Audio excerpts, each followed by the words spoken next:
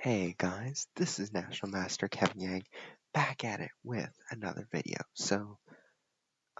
We left off at this position where I told you about my decision to, think about E takes F2 or whether it was just G takes F5 and let the bishop get there first. But after G takes F5, I forgot about the move F3, trying to build some sort of wall centered around just leaving the pawn there and just trying to protect this pawn at the same time. So maybe this would be good for white, but I didn't think it was good for white at the time. So after rook hg8, rook g1, I just built on the file, king f1, rook ag8, and then I decided to bring it in and maybe just play rook takes g2. However, at this point I made a little bit of an inaccuracy. There is actually the move knight d1, and after bishop h2, knight takes e3, and all of a sudden the white knight is threatening f5. So after bishop takes g1, knight takes f5, and well, they don't look great. So really, white or Runinja had a big opportunity here to get back the pawn. So instead, rook e2 happened, and after bishop h6, b4. Now, here, I thought I was winning, but I didn't know how.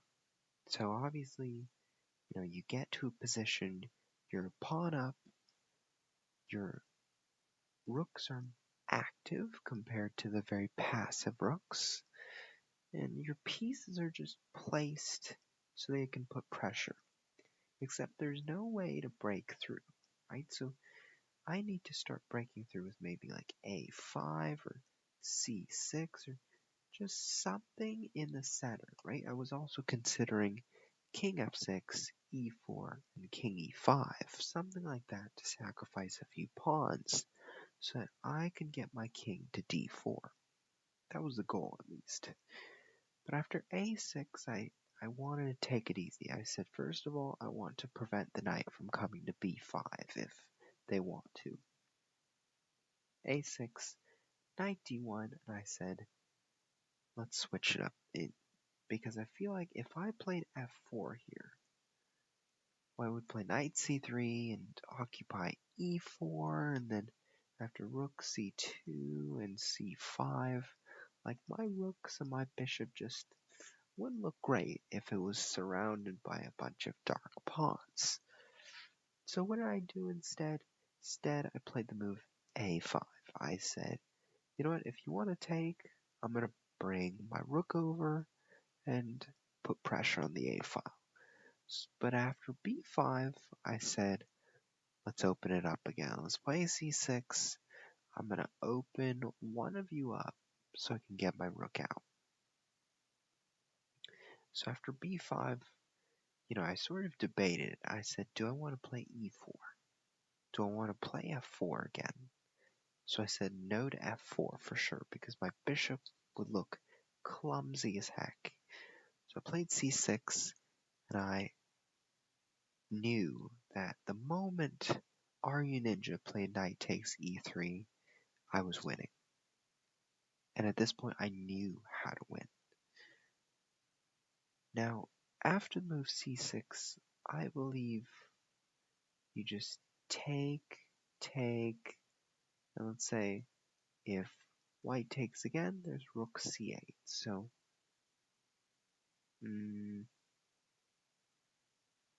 yeah, I would suggest taking one way and then taking on. So after, let's say d takes c6, b takes c6, and the move knight takes e3 occurs. Because now after bishop takes e3, rook takes e3, takes, I still want to play this move rook c8, come to c5, come to c2. So basically, this rook is inactive. And I want to take advantage of that. So I want to use my active positioning to be able to threaten things and just play whatever I want.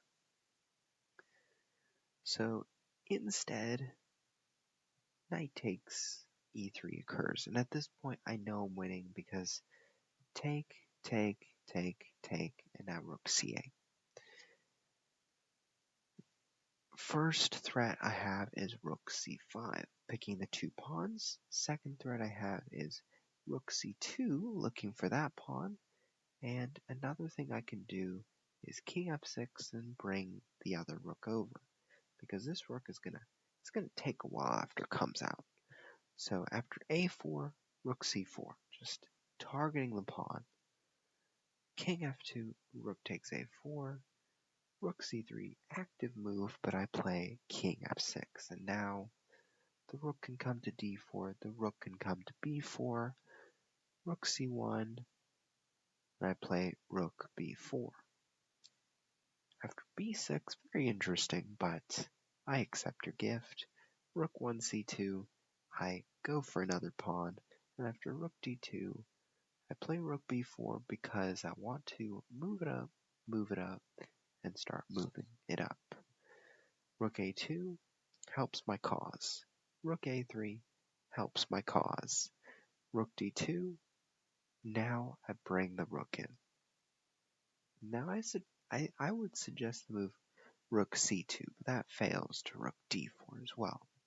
So after rook d2, rook c7, and you can see that these rooks are very passive. What I do is I push my central pawns and getting my king to the center, rook c2, a3, a2, rook b2, and I slowly convert this position. So what really allowed me to win? And at this point, I would say the opening was completely fine. Except instead of queen h5, just go with knight e2 and maybe knight c3 or knight g3 or knight c3. The queen h5 part felt a little bit, like, for one thing, it helped me develop my bishop to g7, since it was my original intention.